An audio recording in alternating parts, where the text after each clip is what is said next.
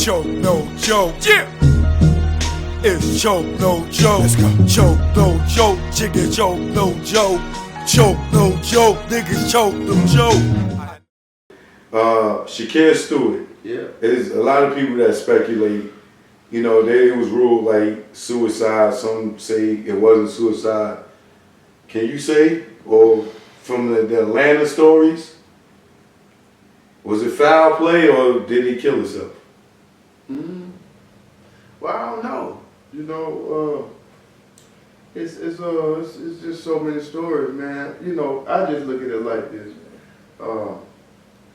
At that particular time, you know, people don't know that Shakir started out with Organized Noise. He worked with us first. Right. He used to work under Rico. His whole style was Rico. That's why people loved it.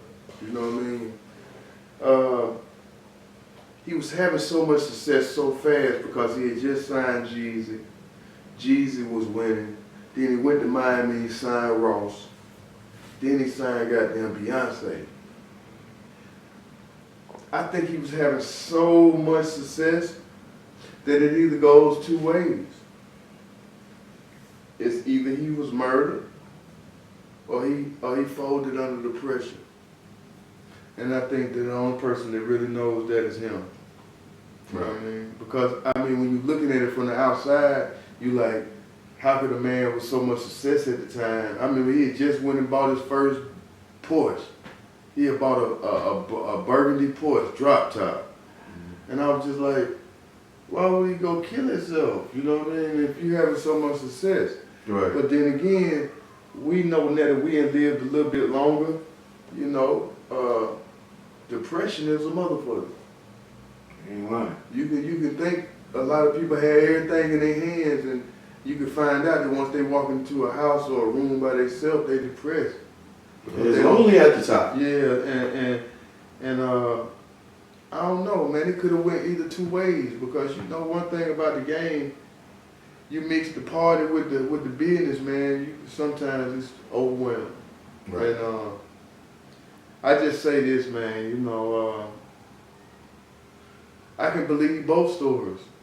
I can believe he probably took his life, and I can believe you folded under pressure and you went that way. You know, Right. Because everybody ain't built for this shit. And if you've been playing this game long enough, you'll know it's gonna be dark years. It's gonna be years that you will not consider who you are, and that your records ain't hiding, that the industry ain't messing with you. And can you weather that storm until they start wanting to reinvite you back in? That's the whole thing of the music industry. I look at young kids now, it's like, yeah, you popping right now. With all this streaming money y'all getting, I want to see what you're going to look like when you get 30. Right. You know what I mean? I want to see what you look like when you get 35. Like, because right now, all I see is y'all going to the mall and spending millions and millions of dollars on jewelry and cars. And I'm like, I hope y'all didn't put some money up, because understand this, the biggest thing about that streaming game is fool's gold. That means they pay you all the money up front, what they think they going to do. And then at the end of the day, ain't no more money coming once it slow down. Just know that too. So whereas I could still go to the mailbox at my age and pick up my money off my first album, the first single there, where you're not gonna be able to do that because you sold all yours away for some quick money on them streams. That's right. And that 360 gonna kill y'all long run. Y'all gonna see. Boy, that's it gonna kill. Y'all gonna be mad years from now, and these niggas is eating off of shit they ain't got nothing to do with music. That shit gonna have y'all tight. And the reason they did it is because they seen people like DMX go get these movie deals, and then rappers start clothing brands and make all this money and get endorsement deals. Y'all should never be giving the record label money off of stuff that you're doing outside of music. If it ain't music, they shouldn't be getting nothing from that shit. That's called pimping. But see, that whole situation, I'm gonna tell y'all too, and I'm gonna let y'all know this, and this is real deal. The 360 was set up because it was the only way that they could stop other artists from growing to the level of an Eminem, of a 50 Cent. That's right. Puff or Master P. Yeah. See, I don't put Jay-Z into that circle because I feel like Jay-Z went inside of that circle and he worked that circle and he made that circle what it is today. They couldn't have did that if they didn't have artists that was already big with them that was doing that, that was cutting them in. So, you know, I feel like that whole 360 thing was created by the likes of Leo Cohen and that Atlantic staff to pimp black people, to pimp. Because you got to look at the industry right now. When I came in, pop music and boy bands were the shit. Now, all that's extinct. Ain't nothing out here but rap music. So they figured out a way to pimp us. But they didn't do that when it was the boy band era. They didn't put them in 360. Hell no. Just lets you know that they get mad. And I'm going to tell you, this is also too, to tell you this. They never wanted another 50 Cent to come out of New York and they ain't cut in. And that's the reason why 50 Cent hadn't got no awards. That's the reason why 50 Cent's not held up. That's the reason why 50 Cent is looked at as an enemy of the state, because his whole catalog was done by a West Coast producer, Dr. Dre. And that's the reason why 50 will always be looked at as an outcast in New York, because New York wasn't cut in on 50's success. And that's the reason, and Jimmy Iovine is the reason why he'll never have another fucking record on the radio again. Mm-hmm. Even though he done made a couple of hits and shit, he motherfucking will never have another radio hit because of his falling out with Jimmy Iovine. They can control shit. Yeah. You know what I'm saying? So, back to Goodie Mob. Mm-hmm. So, what year was the group formed, and how did y'all four come together? The group is a trip, man. We really didn't form the group the way people saw it. Right. After Outkast album, because if you listen to Outkast album, I was a solo artist when we recorded Southern Playlist of Cadillac Music, because I just left a group called East Point Chain Gang, which I was in the group with Cool Breeze, and which I brought Cool Breeze and put him on Goodie Mob's first album, and y'all know Cool Breeze, that's the creator of Dirty South. And from then, when we first, if you go back and listen to Outkast's album, you know what I mean, we wasn't even together like that. We were still all in the house recording together, but we were still so all focused on making sure Outkast won, because we was just looking for our slot to get in. Right. Cujo and Timo, they was the original Goodie Mob. Cujo is the brainiac behind Goodie Mob, because Goodie Mob was Cujo's crew in the trap. OG Tip in the house. Northwest Atlanta, Northwest Atlanta, finest see it, it was called Cujo Goodie and the P-Funk Goodie Mob. Mm. You know what I mean? I mean, they got everything you need. So he changed that. He put T in the group. Him and T were called the Goodie Mob, the Lumberjacks. Okay, I was a solo artist. Cee Lo was a solo artist. They did Call It a While first. We did Get Up, Get Out and Get You was probably like one of the last songs for Southern Playlist of Cadillac Music. And we recorded this song in Bosstown, which today is Stankonia. And after we did the two records, both records got a lot of attention. But then Outkast's third single was the single with me and Cee Lo, Get Up, Get Out and Get Something. Mm-hmm. Once we did that, that's when we said, we gonna get there and record together. And the Goodie Mob was formed. Who would you say was the first person to believe in Goodie Mob as a group? Or as a DJ, as a record label, as a promoter? Who was the first person, who would you credit to getting y'all to the spotlight? Oh, I can't get that to nobody but Organized Noise. That's Rico Wade. Because outside of Rico Wade, then it's L.A. Reid. You know what I mean? Because during them times, it wasn't nothing like LaFace in this town. You know what I mean? Like, so, you know, the only thing that was in this town was two big whales, and one of them was named Dallas Alston, which was already doing pop music with Madonna and all that, and you had Jermaine Dupri already over here doing hella R&B big records. So for us, them two guys was really playing in a whole nother league from us. The Dungeon family, we represented the Atlanta streets. So for us, that's why when that Outkast record first came on, we put the introduction like, dang, you got East Point, College Park. We were telling you where we from. I don't think you knew what Dallas and Jermaine was in their music.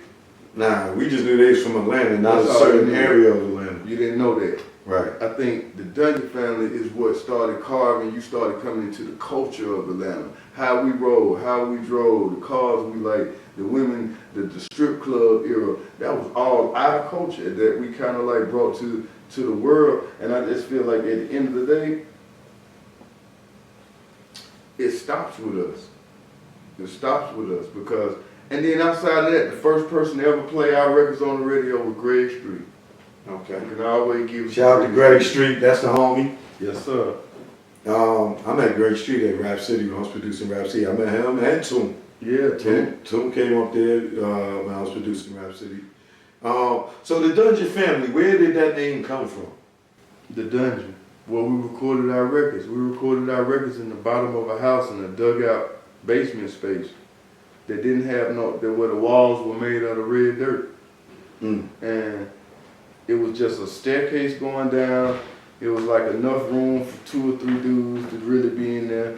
But every night, man, we would be down there listening to music, and it'd be guys from the bottom all the way up the stairs with no shirts on, just getting in, just trying to get them stay cool, but at the same time, you know, we was so, man, we was like kids in the candy shop then, man, because that's like when Big Rule was the first one to buy the crew of MP360, and I think once we got the real equipment of producers, that's when Rico House became Ground Zero.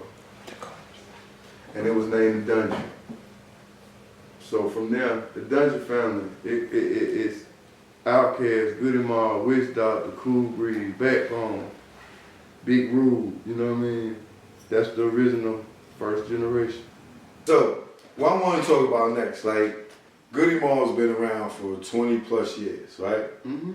Now, it is very hard to keep groups together for years. I've seen artists break up in months. Yeah. You know, with a little taste of success. Yeah. You know what I'm saying? Now, for Goodie Mob, at one point, Cee Lo went solo and left the group.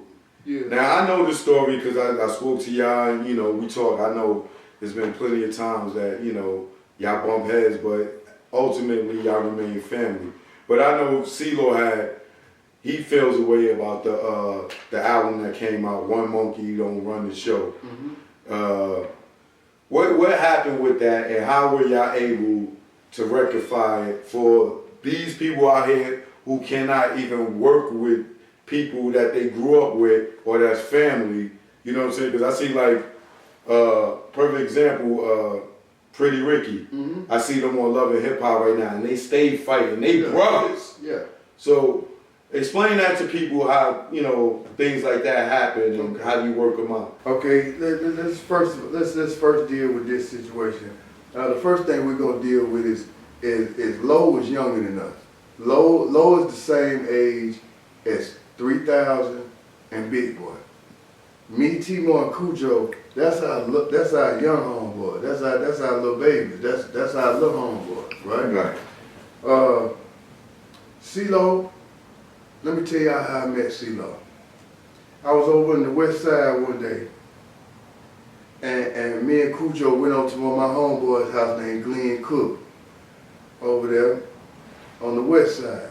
When we get there, you know, it's just a whole bunch of guys in the back, where, and then everybody just started rapping and stuff. So I seen Cujo, he battling this little guy. This little guy just going at it. He rapping his style, Cujo going back and forth, and then the little dude just busts out and starts singing. I had never seen that before. I went back to the dungeon. I told Rick, I told Ray and Pat, I said, man, I seen this little boy over there on the other side of town, man. This boy here broke out. I love his rap style, but the boy can sing too. I said, they call him Chicken Head. They said, Chicken Head? I said, yeah, they call him Chicken Head.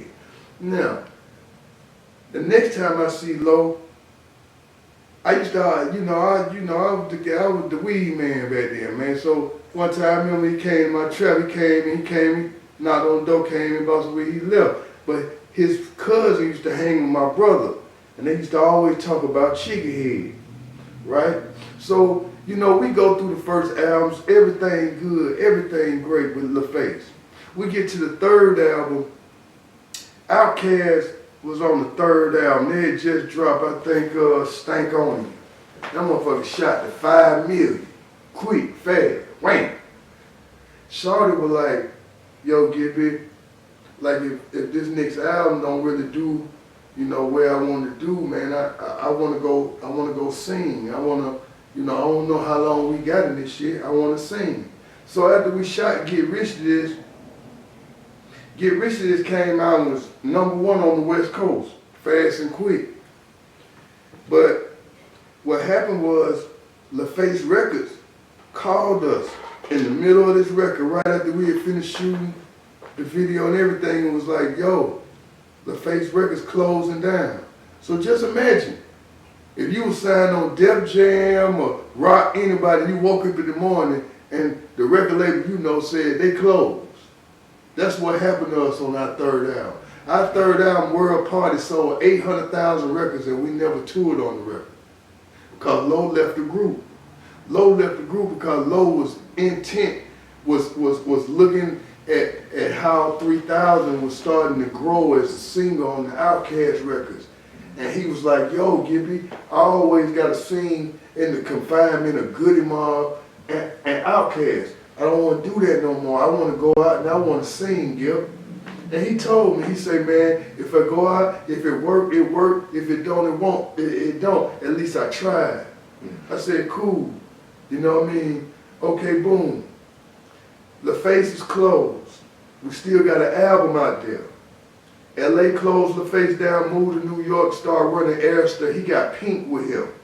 So when he hit New York, he had Pink on his side, like, we're going to take this time together, right? That left me and my group out there. I'm on tour. This the crazy part. So when Lo left, I can tell you the weekend he left the group on the weekend, Super Bowl weekend, when the Falcons were playing in the Super Bowl in Miami. He left the group that weekend. At the same time, I was leaving for tour the next weekend. On tour with us was the Black Eyed Peas. They was the opening act, and this is before Fergie was in the group. When we got there, we talked to Lo every hour on the hour. He said he was coming, he said he was coming, he said he was coming. Well, 7:30 came around, I'm 45 minutes before I step on the stage. How many of y'all know about that soul food? How many of y'all still standing? Y'all know about that world party? Ladies and gentlemen, coming to the stage. It ain't Atlanta, Georgia without these 4 gentlemen. I said it ain't Atlanta, Georgia without these 4 gentlemen. The good mostly die over what? I said the good mostly die over what? I said the good mostly die over what?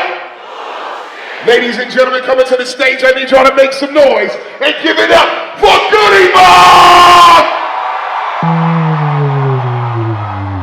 He called me, he said, Gipp, I'm done. I said, I'm done with Goodie right now, man. I want to do my own thing. Wow.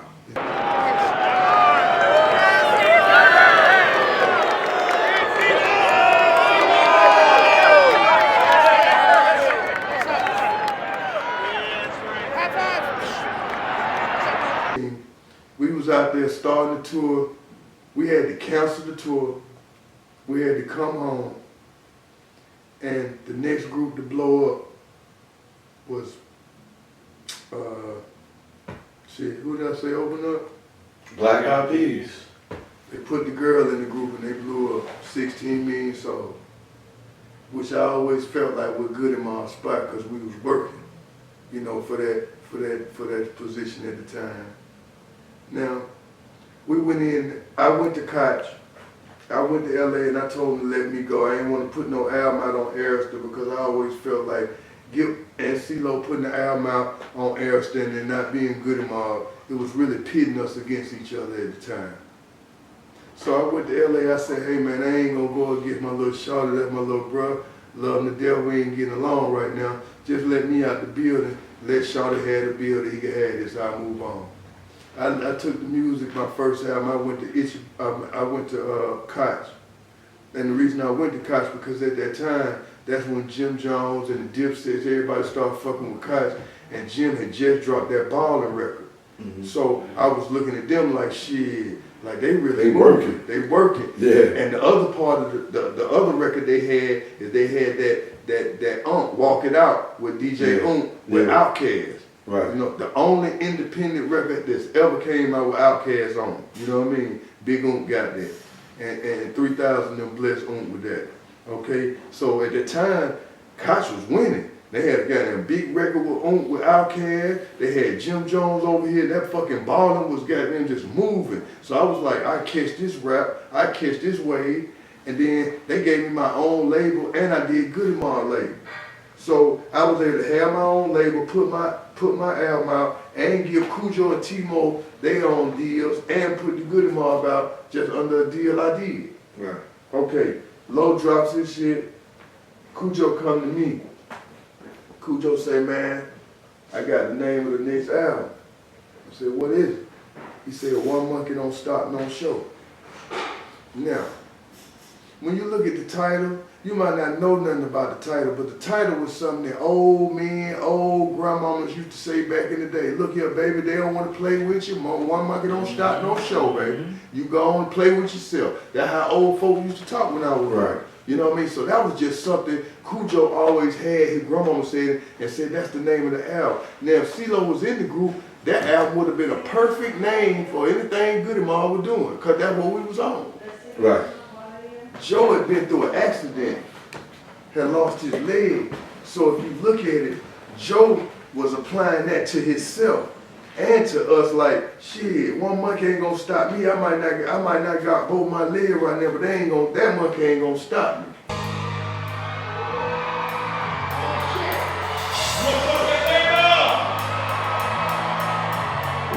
What's up right now? We finna get to it tonight. Y'all ready? What are we here tonight? So you gotta look, we was able to do everything with that title the same way we was able to do everything with Soul Food, Still Standing. That title, it matched with what we did. Right. Okay. I understand my brother took it personal. I understand he took it personal because the way we shot the actual album cover, because we had an actual monkey that was the actual motherfucking goddamn, you know, that was the star of the show. You know what I mean? Now, yeah, you can take it like we talking about them, but let's take it another step. Now, if it was named One Monkey Don't Start No Show and Cee Lo was in there and we still used that monkey, we would have still been getting the same shit across. That's marketing. Right. Yeah, he took it personal because of where he was at the time. Right. But at the same time, you got to look at us. We had to go on without you. So for me personally, you can always hold that as something that was kind of uncomfortable to you, but at the same time, that's the same way we felt in being that we had to do an album without you at that time, because you got to look. I'm 3 years older than Charlotte, so for me, Charlotte, I always looked out for Charlotte. I always was there for him. I always, when he didn't know, before we started taking trips, Gipp had already been on plane, trains, and everything else. I'd already been to New York trying to get a deal. I'd already been to Philadelphia trying to get a deal. So a lot of the things that the other guys had never experienced, I was doing that shit in high school.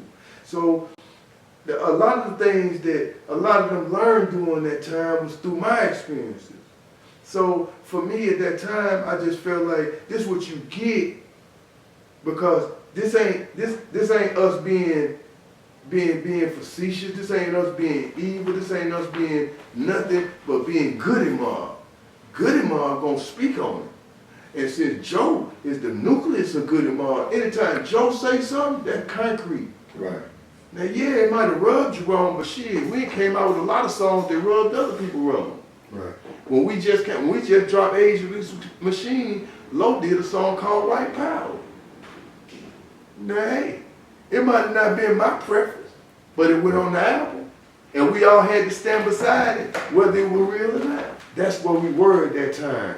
We was in New York City, trying to make sure that anything we did stuck. We had to do it by ourselves. We didn't do nothing but pick up and put that uncomfortable jacket on and push that on through. Yeah, it hurt. It hurt everybody. Right. But I'm looking at it like this. It also made you realize that how you did it wasn't right. Right. That's all. How you did it wasn't right. So what you got a reaction from the action. Right. So at the end of the day, it hurt us too. But for what people don't know, is that me and Lo just like real brothers. Right. You know what I mean? Some days y'all get along, some days y'all don't. We don't. What a black one, man. Black one go Oh, you got it on. Perfect. Then we're good. Because I can't fit mine somewhere else. I'll bring this to you. Burger come in. Oh, okay. I want one of them hard. They got to get me a finish. One thing, I got a very, very talented little brother that has never really followed rules, man. Like this boy here was crazy when we were coming up, man. Like he got some stories, man. I always knew he was the most talented, raw talent that I had ever seen, and his voice, even to the day, he said, Gipp, why did you love my voice? I said, you had a unique voice like Eazy-E. Yeah. Your voice is like, couldn't nobody match Eazy-E octave. That's why he was special. I said, Lo, that's what you got. You could say damn near about anything, and motherfucker be like, woo, that fly, because of your voice, your octave.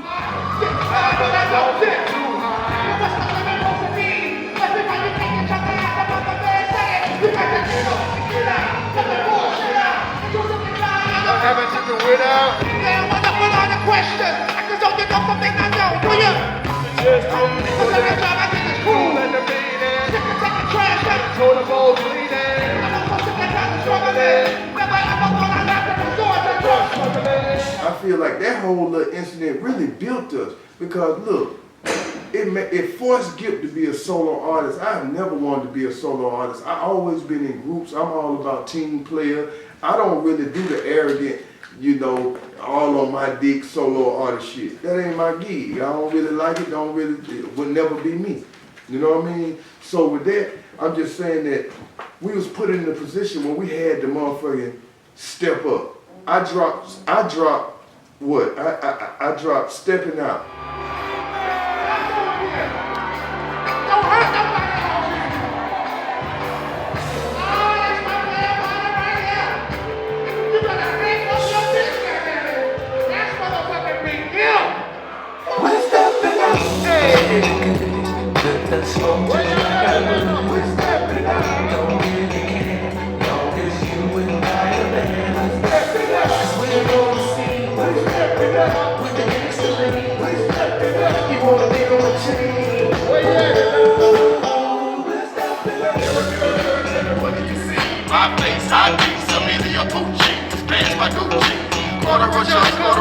Presidential smoking this strawberry rap. So gorillas the box bird. Whatever the flavor this shit would like to see, I'm a doctor. You ruin me these. Open my closet alone with my favorite cologne. Then I can throw come and ski on. Fresh meat on. So much candy on my boat that you can eat on. The wood, my key on. Wood, feet on. Good. Tonight there will be no reverse of the rerun. Just rulers in the grill. Talking to my folks on the phone on the grill. Taking my favorite rock. When I've been stepping out.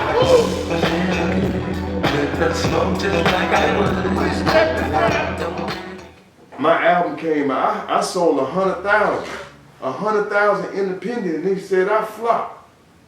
But then 5-6 months down the line, the independent shit blew up, and then that 100,000 looked like $1 million. Right. But they told Gipp I was goddamn, I flopped.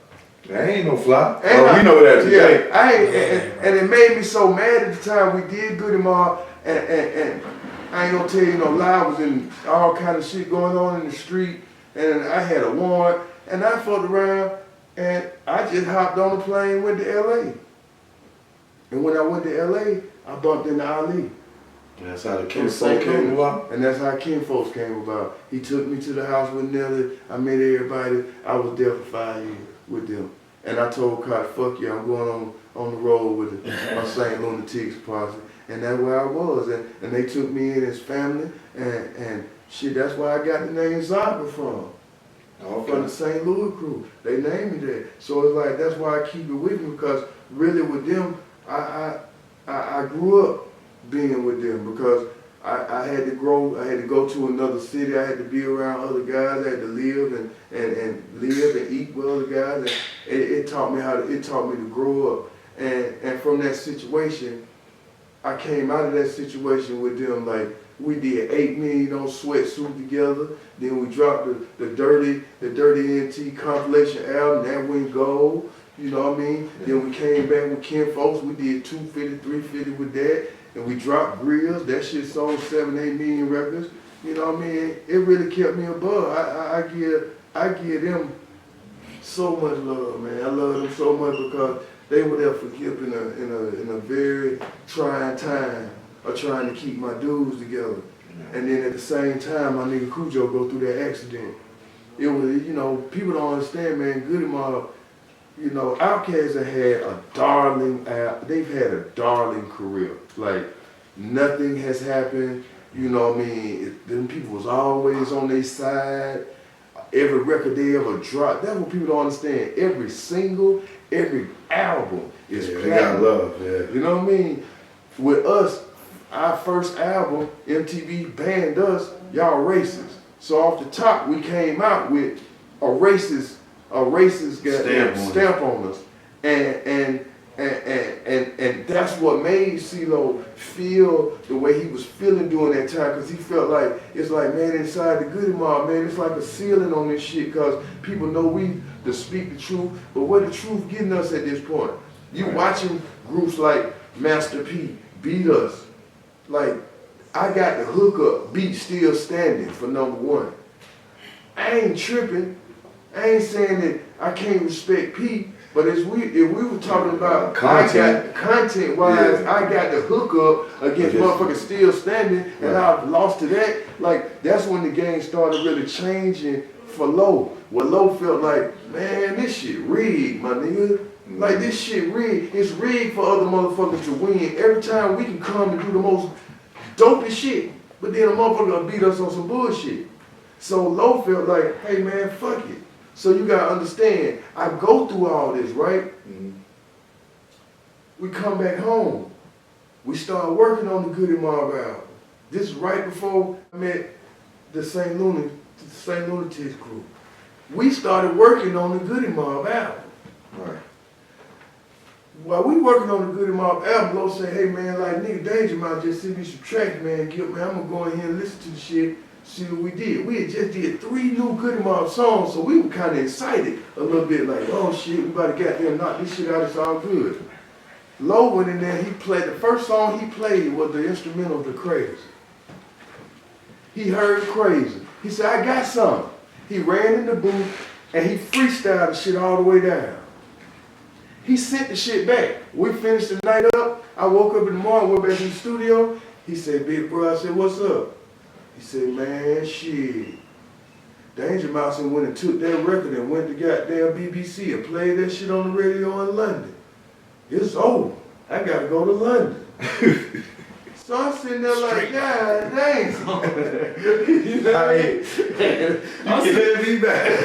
You know what I mean? I'm sitting there like, wait a minute. Yeah, nigga, I ain't put my verse on there yet. Like, we just got started. You about to deal? He was like, yeah, I gotta go. I said, shit, I'm just gonna go over here, see what that shit here like. My nigga, I ain't see my nigga till me and the Ticks was in New York. Wow. I ain't see my nigga again till we was at the BMI Awards. And my nigga walked up on me and said, man, Gipp, fix your tie, man. Your tie crooked, man. That was the first time me and my nigga had been in the room for 4, 5 years.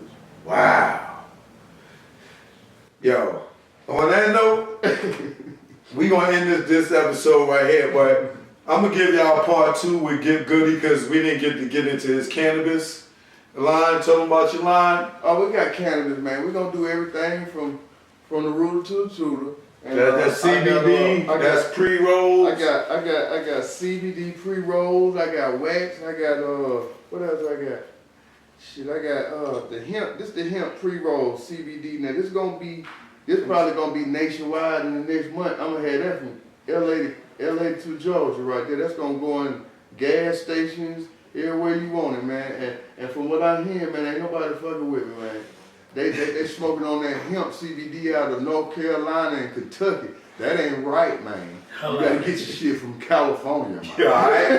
Y'all get that Gipp Goodies, 3 C's, you know what I mean? And yo, Dungeon Family. Oh, the Dungeon Family Tour, real Dungeon quick. Family Tour, it's all of us. We're dropping a new Goodie Mob record. We just gonna hope for 3,000 everybody. He gonna be all right. I can say this, he might not be seen in the United States, but you might be able to see him overseas. That's all I'm gonna say.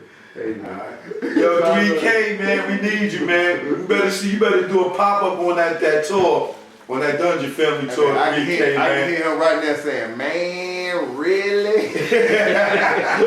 Yeah, really, man. Man, come on, man. Do Big Boy that one solid, man. Come out one show with him, man. All right, man. But yo, I want to give a shout out to my guest, my brother, Gipp Goodie, being my first guest on the show. We're going to do a part 2 to this. Cee Lo, you know you more than welcome to come up here and kick your side of the story. You know, it's all love. Ain't nobody say nothing disrespectful. You know what I'm saying? We just giving out the history. And I definitely need you, Cee Lo, to come up and, you know, give the people your history because you're a big part of this Atlanta movement. You know what I'm saying? But if y'all out there and y'all burn, y'all go get that Gipp Goodies, 3 C's. Hit up Gipp Goodie. Hit up Big Gipp at Gipp Goodies or on Instagram or what's it, Big Gipp? Gipp Goodies, Instagram, Gipp Goodies with an S on it. Instagram, 3 C's. Goodie Mob, check the Goodie Mob page, Goodie Mob Worldwide. And shit, hope to see y'all soon on tour, man. Y'all better be watching, man. It's gonna be a circus on wheels, man. See y'all soon. Alright, coming to a city near you. It's Choke No Joke. We out of here, man. Alright? Until the next episode, we see y'all next week Monday, alright? Truth be told, all day, every day. Even on your birthday, bitch. Yeah. We out of here. Choke no joke. Yeah. It's choke no joke. Let's go. Choke no joke. Chicken choke no joke. Choke no joke. Niggas choke no joke. I know this industry chick with double R. Yeah. When I got exclusives, I hit to R. Yeah, how'd you pick this? I was going through the closet, just trying to make it look right.